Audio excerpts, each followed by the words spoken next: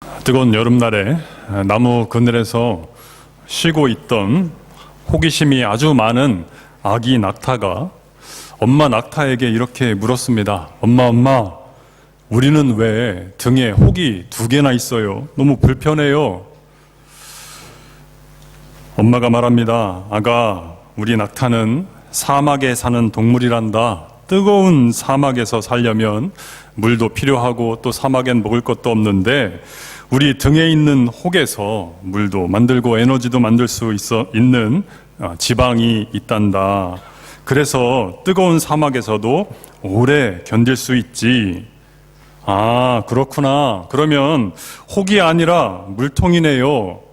엄마, 그러면 우리 속눈썹은 왜 이렇게 길어요? 너무 길어서 불편해요. 아가, 사막은 모래바람이 아주 심한 곳이란다. 우리 낙타들의 속눈썹은 바람에 날리는 모래들이 눈에 들어가는 것을 막아주기 위해서 이렇게 길단다. 엄마, 그러면요, 우리 낙타들은 발이 왜 이렇게 크고 발바닥은 또 왜 이렇게 두꺼워요? 너무 불편해요. 우리 아가가 정말 궁금한 것이 많구나. 사막은 모래들이 많고 해가 뜨거운 곳이란다. 그곳을 지나가야 하는 우리 낙타들은 모래에 발이 빠지지 않도록 발이 넓고 크게 생겼단다. 그리고 태양에 달구어진 뜨거운 모래를 밟고 다니려면 발바닥이 이렇게 두꺼워야 한단다. 아기 낙타가 말합니다. 와, 정말 멋지네요. 그런데 엄마, 우리는 왜 사막이 아니라 동물원에 살아요?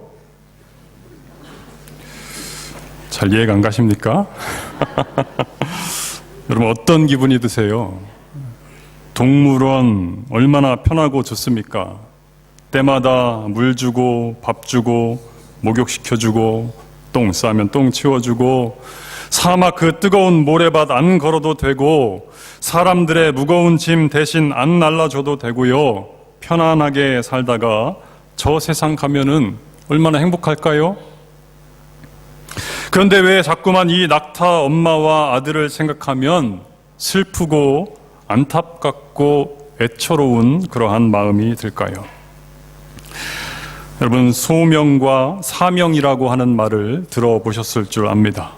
소명, 사명, 발음은 비슷하지만 의미는 매우 다릅니다. 소명의 소는 부를 소입니다. 부르다, 콜링이지요. 이를테면 하나님께서 너는 낙타다 부르십니다. 콜링 하시는 거죠.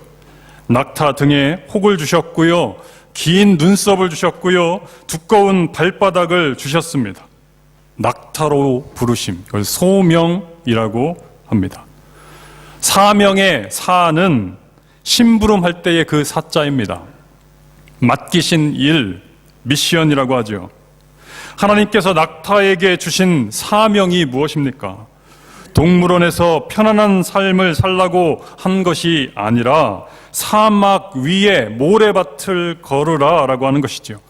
그 장렬하는 태양으로 뜨겁게 달궈진 모래의 열기도 거뜬히 이겨내고 거센 모래 폭풍도 긴 눈썹으로 다 막아내면서 앞을 향해서 나아가 늠름하게 그 길을 달려서 오아시스를 발견하고 시원한 물을 들이킬 때에 그 사명을 완수할 때에 낙타는 행복하다라고 하는 것입니다. 힘들고 고달파도 사명을 따라서 살면 행복합니다. 반대로 아무리 편하고 안락해도 사명을 잃어버린 인생은 슬프고 안타깝고 애처로울 뿐이지요. 하나님께서 우리를 부르십니다. 내가 너를 택하였노라. 이제 너는 내 아들이라. 이제 너는 내 딸이라. 하나님께서 우리를 당신의 자녀로 부르셨습니다. 소명이지요. 하나님께 나아갑니다. 하나님께 나아갔더니 하나님께서 우리에게 심부름을 주시죠. 미션입니다. 사명을 주십니다. 하나님의 자녀로서 이렇게 살아가야 된다라고 하는 그 사명. 예수님께서 물고기 잡고 있던 제자들을 부르시죠. 콜링, 소명입니다. 그리고 그들에게 사명을 주십니다. 내가 너희로 사람을 낚는 어부가 되게 하리라. 그 뒤로 제자들은 그물을 버려두고 예수님을 쫓습니다. 이러한 삶을 사명을 쫓는 삶이라고 이야기합니다. 예수님께서 다메섹 도상에서 사울을 부르시지요. 사울아, 사울아, 어찌하여 나를 박해하느냐. 이것이 사울을 부르시는 소명이었습니다. 그리고 사울에게 사명을 부여해 주십니다. 이 사람은 내 이름을 이방인과 임금들과 이스라엘 자손에게 전하기 위하여 택한 나의 그릇이다. 그 사명을 감당할 것이다. 바울은 그 사명을 받은 뒤에 이방인을 위한 사도로서 사명의 길을 달려갑니다. 과거에 한국에는요, 겨울에 사만사온이 있었지요. 3일 춥고 4일은 따뜻한 날씨가 이어졌는데 요즘에는요, 3일 춥고 4일은 미세먼지라고 하는 새로운 패턴이 생겼답니다. 요즘 한국의 가장 큰 이슈가 미세먼지입니다. 3월이 되었습니다. 꽃피는 봄이 왔는데 그래서 좀 꽃 구경도 하고 놀러 다녀야 되는데 따뜻한 날씨에 운동장에서 좀 아이들이 뛰어놀고 해야 되는데 미세먼지 때문에 마스크를 끼고 다닙니다. 집안에만 있습니다. 교실에만 있고요. 학원에만 있고 실내에서만 보냅니다. 어른들도 나가봐야 잿빛 하늘 바라보면서 이 우울 증상을 호소하는 사람들이 40%가 늘어났다고 합니다. 우리 시드니는 어떠한가요? 한국에 있는 제 친지들이 제일 부러워하는 것이 파란 하늘입니다. 맑은 공기입니다. 거의 매일 파란 하늘 보면서 살아가지요. 맑은 공기 마시면서 살고 있습니다. 아름다운 자연 경관, 신선하고 맛있는 또 특이한 먹거리들은 또 얼마나 많습니까? 베트남 음식, 타이 음식, 이탈리안, 중동, 한식, 중식, 일식. 천혜의 도시 이 시드니에서 자리 잡고 살아가면서 먹고 숨쉬고 마시고 누리고 즐기고 또 먹고 숨쉬고 마시고 누리고 즐기고 또 그렇게 먹고 숨쉬고 마시고 누리고 즐기다가 어느 날 가겠지요. 물론 이 세상 사람들은 이 조건 자체를 참 행복하다 말할 수 있을 것입니다. 그러나 우리는 예수님으로부터 콜링을 받은 사람들입니다. 소명을 받은 사람들입니다. 그리고 그 소명받은 사람들에게 예수님은 사명을 주시죠. 우리가 살고 있는 이 세상이 아무리 안락하고 편안해도 사명을 붙들고 살아가지 않는다면 소명을 받은 사람들에게, 사명 주어진 사람들에게 이 세상은 동물원일 뿐입니다. 불행하고 안타깝고 비참한 인생입니다. 하나님은 우리들을 그렇게 살다가 가라고 콜링하지 않으셨습니다. 이 땅에서 주는 것 먹고 숨쉬고 자리 차지하다가 땅에 묻혀라. 그것이 하나님이 우리에게 주신 사명이 아니고요. 하나님의 자녀로서의 그 미션, 임무를 받고 수행해야 할 책임을 주셨다라고 하는 거죠. 오늘 본문에 이스라엘 온 지파가 다윗에게 나아와서 왕으로 추대하는 장면이 기록되고 있습니다. 이 장면에서 이스라엘 백성들이 다윗에게 주신 그 하나님의 사명이 무엇인지를 선포하고 있지요. 우리 2절 말씀 같이 한번 읽어보겠습니다. 2절 시작. 전에 곧 사울이 우리의 왕이 되었을 때에도 이스라엘을 거느려 출입하게 하신 분은 왕이시었고 여호와께서도 왕에게 말씀하시기를 내가 내 백성 이스라엘의 목자가 되며 내가 이스라엘의 주권자가 되리라 하셨나이다 하니라. 내가 내 백성 이스라엘의 목자가 되며 내가 이스라엘의 주권자가 되리라. 다윗에게 주신 하나님의 사명이지. 단지 정치적인 통치자가 되라 이것이 아니었습니다. 목자가 되라. 영적으로 나의 백성 이스라엘을 인도하는, 이끄는, 지도하는 그러한 사람이 되라라고 하는 것이죠. 다윗은 이 사명을 붙들고 살아갑니다. 사명을 붙들고 있으면 어떤 고난이 와도요, 그것을 극복할 수 있는 힘을 하나님은 그 사명자들에게 그 능력을 더해 주십니다. 다윗이요, 왕이 될 때까지 골리앗과 그 전투에서 이기고 거의 15년, 어떤 학자는 10년이라고 하기도 하는데 거의 15년 동안을 사울의 시기와 질투 가운데 살아갑니다. 사울이 다윗을 죽이기 위해서 단창을 던지고 화살을 쏘고 창을 던지고 그 엄청난 고난과 핍박을 견뎌야 했지요. 그리고 나서 그 뒤에 결국은 왕이 됩니다.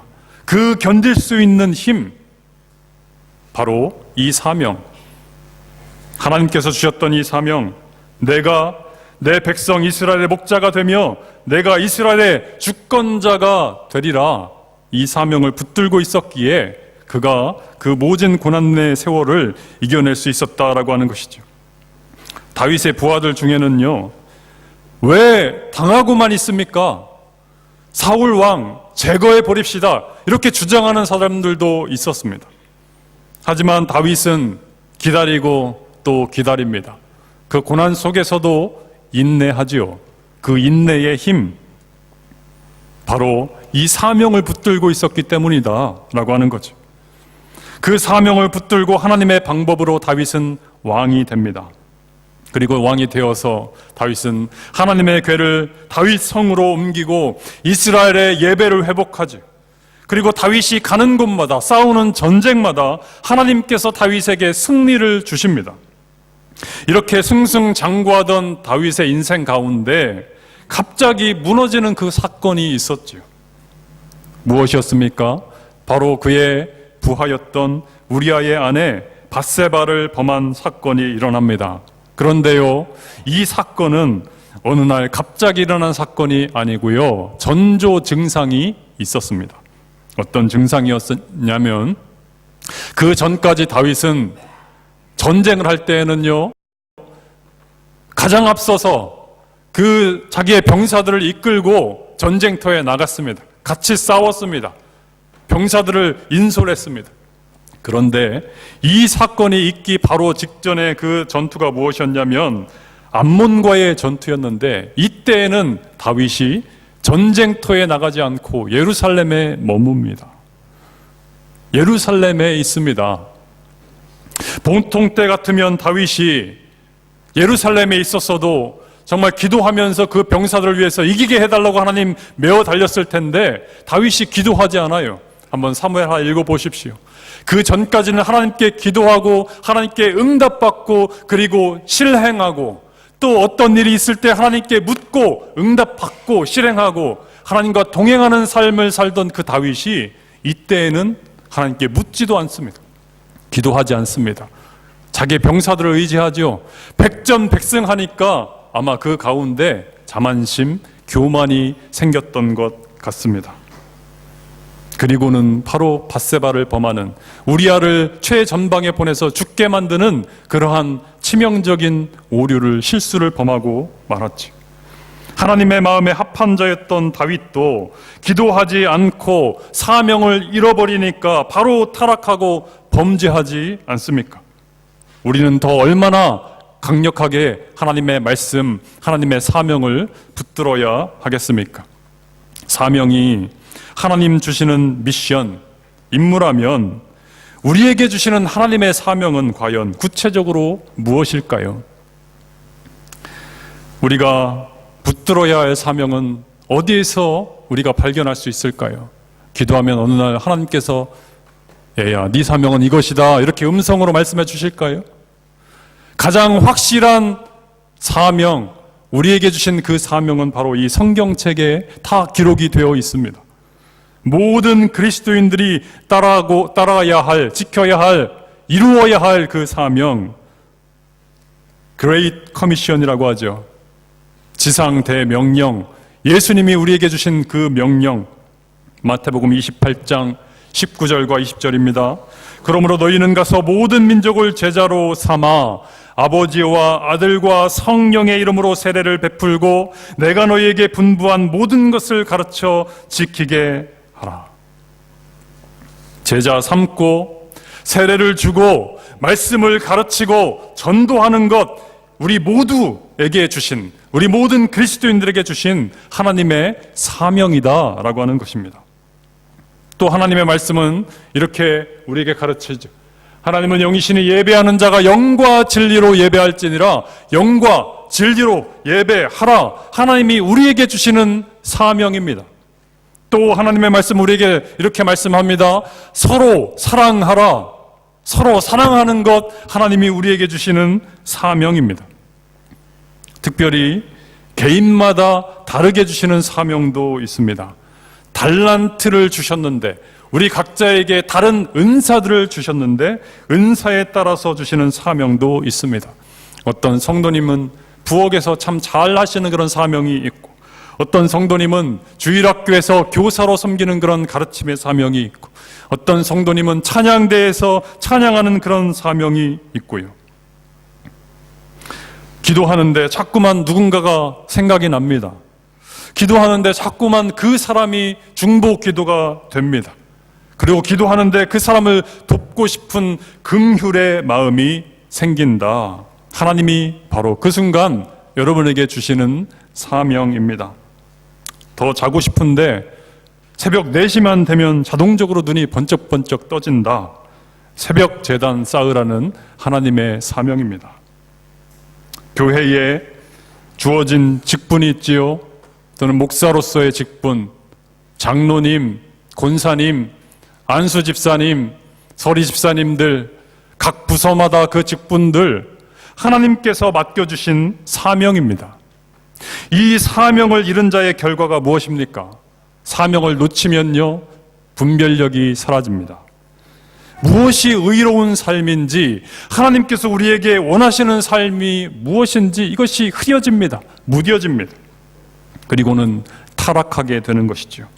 다시 말해서 사명을 잃어버리면 타락하고 방황하고 죄짓는 삶을 살아가다가 결국에는 다윗처럼 후회하는 인생을 살게 된다라고 하는 것이, 신기하게도 후회의 단짝은 불평과 불만입니다. 사명 잃어버리면 후회하고요, 후회하면 불평이 생기고 원망할 일들이 너무나 많이 생긴다라고 하는 것이죠. 이스라엘 백성도 한번 보세요. 출애굽을 할 때에, 홍해를 건널 때에, 사명 붙들고 있을 때에는 어떤 10가지 재앙이 와도 흔들리지 않습니다. 담대하게 홍해를 건넙니다. 그런데 하나님 주신 그 사명, 광야에서 나를 섬길 것이니라, 너희는 나의 백성이 될 것이다. 이 사명을 잃어버리는 순간, 놓치는 순간에 원망하고 불평하기 시작합니다. 후회하기 시작합니다. 우리가 애굽 땅에서 고기 까마 곁에 앉아 있던 때와 떡을 배불리 먹던 때에 여호와의 손에 죽었더라면 더 나을 뻔했는데 왜 이렇게 광야로 우리를 이끌어서 고생을 시키냐? 후회하고 불평하고 원망합니다. 사명 잃어버린 사역자들이 있습니다. 사명 잃어버린 선교사님들도 가끔 계십니다. 그 고단한 선교지, 그 삶에 찌든 그 모습이 안색에, 그 표정에 나타나지요. 내가 한국에서 그 잘 다니던 그 직장 버리고 왜 여기까지 나왔던가 후회합니다. 교회를 그렇게 잘 섬기던 분들도 사명을 잃어버리면 표정이 바뀝니다. 기쁨과 감사가 사라지지, 불평과 원망이 생깁니다. 그동안 그렇게 드렸던 노력과 그 헌신이 아깝게 느껴지는 거예요. 내가 뭐 먹을 게 있다고, 뭐 얻어먹을 게 있다고 그렇게 열심히 했던가 후회합니다. 사명을 놓쳐버렸기 때문입니다. 교회가 사명을 잃어버리면 분쟁하고 싸웁니다. 분란이 일어나고요. 부부가 사명을 잃어버리면 싸우죠. 저도 남들 다 하는 그런 부부처럼 좀 부부싸움도 하고 그렇게 좀 살고 싶은데 시간이 없습니다. 설교 쓰느라고 시간이 없습니다. 불평, 불만 넘치는 혹시 성도님들이 계시다면 바로 그 순간 다시 우리가 사명을 붙들어야 되는 순간입니다. 그 불평과 원망을 어떻게 하나님 주시는 기쁨과 감사로 되돌릴 수 있는가? 유일한 방법은 사명을 붙드는 것인데요. 어떻게 하면 그 사명을 우리가 다시 붙들 수 있을까? 광야에서 이스라엘 백성들이 불평, 불만, 후회가 가득할 때에 어떻게 그들이 다시 사명을 붙들 수 있었을까? 하나님의 말씀이었습니다. 출애굽기 16장 4절에 이렇게 시작합니다. 그때에 여호와께서 모세에게 이르시되, 하나님이 말씀을 하시는 겁니다. 그때가 언제냐면 이스라엘 백성들이 불평하고 원망하고 후회하던 바로 그때에 여호와께서 말씀하셔서 그 말씀을 듣고 이스라엘의 그 말씀의 허리띠를 동이고 다시 그 광야길을 담대하게 걸어 나가지요. 죽을 것만 같은 광야에서 우리를 다시 소생케 하는 힘, 그 광야에서 우리를 다시 살리는 힘, 하나님의 말씀입니다. 다윗이 사명을 잃어버린 채 타락해서 범죄하였을 때에 그 다윗에게 다시 사명을 붙들게 했던 것, 돌이켜 회개케 했던 것이 무엇이었습니까? 선지자 나단을 통해서 주셨던 하나님의 말씀이었습니다. 그 말씀 붙들고 다윗은 회개하고 다시 하나님께 나아가지요. 엠마오로 가던 두 제자, 예수님 돌아가시는 것 보고 무덤에 묻히신 것 보고 실패하고 또한 절망감 가운데 엠마오로 가던 그 두 제자에게 다시 그 사명을 붙들게 하고 다시 그들의 가슴이 뛰게 하는 그것이 무엇이었는가? 예수님께서 그들에게 친히 가셔서 말씀해 주셨다라고 하는 것이죠. 이 말씀, 하나님의 이 말씀을 붙들고 사명을 붙들고 끝까지 믿음의 길을 달려가셔서 이 세상 가운데 빛과 소금의 사명을 감당하여 하나님께 온전히 우리의 삶을 통해 영광 돌려드리는 저와 여러분의 삶이 되시기를 주님의 이름으로 축원합니다. 기도하겠습니다.